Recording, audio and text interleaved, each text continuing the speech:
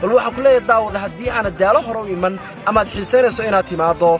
kaalay oo daalada dalxiis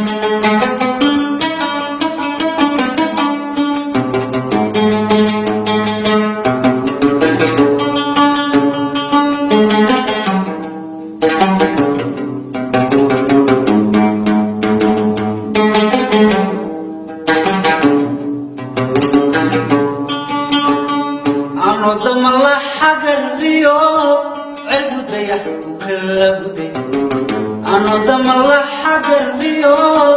البدية كل بدي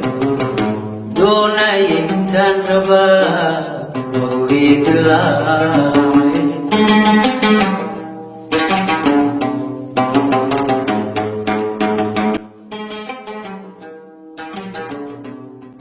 dalxiisayaal tiro badan ayaa halkan iminka sawirro ku galaya iyagoo aad u xiiseynaya inay isku sawiraan goobtani ilaahay gobolkani sanaa ku manaystay dalxiisayaasha yimaada waxa ay mar walba jecel yihiin inay ku soo noqnoqdaan halka weli kuwa aan imanina ay rajeynayaan bal inay marun yimaadaan burcaan anagu ka nimi waxaan soo safarnay masaafo aad u badan ilaa iyo 500 kilomitir meelaha gaaraysa ku dhawaanaysa marka anigoo markii ugu horeysay baan anigu meesha imi waa qurux aad bay qurux badan tahay waa xaweeye muxuu ahaay meel dhow ku doogsadaan way aad marka muxuu ahaay aad baan ku faraxsanahay inaan maato markii ugu horeysay insha Allah cagtana kama qaadi doonay waan u iman doonaa taalo waxaan ugu iman burco bulshadana aad baan salaamaya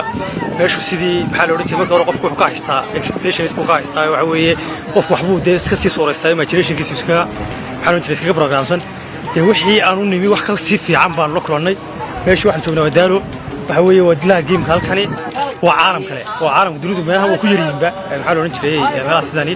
waxaan leenahay ilaahay sii barakeeyo bulshada nasiibka badan ee maalin walba ku soo noqon karaysa reer gaabana waxaan leenahay waa nimca aysan taane maxaa la oran jiray ka faa'iido أنا دالي سعدكو يفتي شعركيو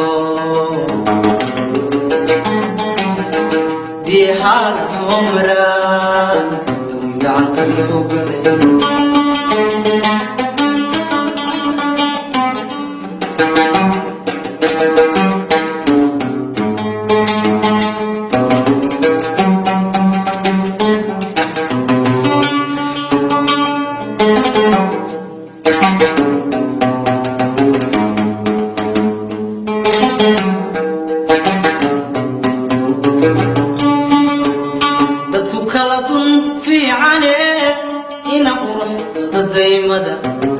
dadku kala dun fiican